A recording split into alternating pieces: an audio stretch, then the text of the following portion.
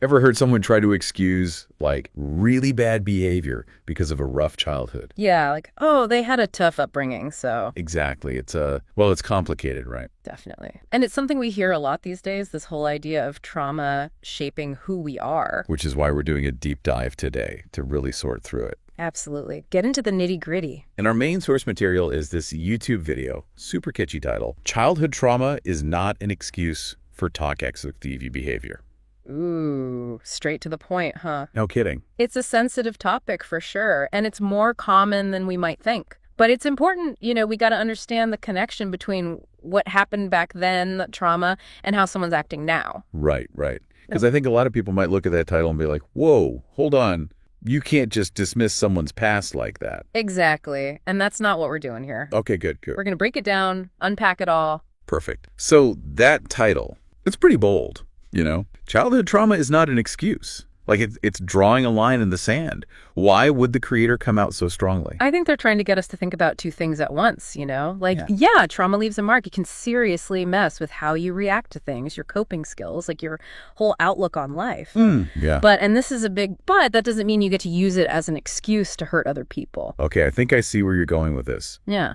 But how do we separate the two? Like, let's say someone had a parent who always yelled at them, Now they have anger issues as an adult. How can we say, hey, your past doesn't excuse you yelling at everyone else? It's about recognizing that it's not a free pass. And it's tricky because it's almost like a cycle, right? A cycle? What do you mean? It's called the cycle of trauma. You experience something awful, it messes you up, you don't deal with it in a healthy way, and then without realizing it, you end up inflicting that same hurt on others. Oof. Yeah, that makes sense. It's a pattern that repeats itself generation after generation until someone says enough and breaks the cycle. Okay, so how do you break the cycle? Well, first you got to recognize it's happening. Awareness is huge. Then there's a lot of work, actual healing. Yeah. Therapy can be awesome, super helpful. Things like EMDR, or cognitive behavioral therapy, they help process the trauma and learn new, healthier ways to cope. Okay, that sounds familiar. But even beyond therapy, it's about becoming self-aware, realizing, hey, I'm doing the same thing that hurt me to someone else, and making a conscious choice to change. It takes a lot of effort, but it's possible. So back to the video title, there's this word toxic. It's everywhere these days. But what does it actually mean? Like, what behavior are we talking about here? Toxic behavior is when someone's actions consistently hurt those around them. There's this lack of respect, manipulation, no accountability whatsoever.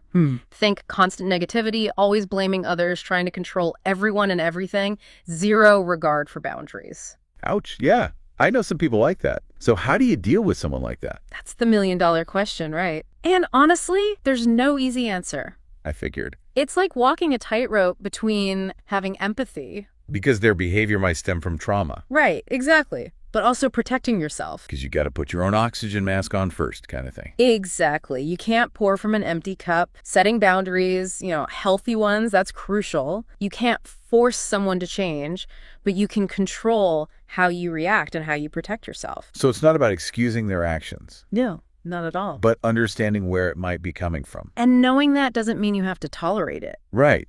And that brings us back to the heart of the matter, doesn't it? Acknowledging the impact of what happened to someone in the past, the trauma they carry. While also holding them accountable for their choices in the present. It's a tough balance. For sure. And it makes you think, like, as a society, how can we support both sides? The people who've been through trauma. And the people who are being hurt by, potentially toxic behavior. Right. What can we do? That's the question, isn't it? We need to be having these conversations more openly, understanding the nuances, and really commit to breaking these cycles. Yeah, like practical steps. Exactly. More resources, more access to support groups, community programs, even education that tackles both sides of this issue. It's not a quick fix, but understanding is a huge step in the right direction. It makes you wonder, like, can we shift from a culture of blame to one of healing? Yeah. It's a challenge, but maybe, just maybe, it's possible. I think so. I really do. It starts with each of us. Powerful stuff to think about. It really is. Thanks for diving deep with us today. My pleasure. Always a good conversation.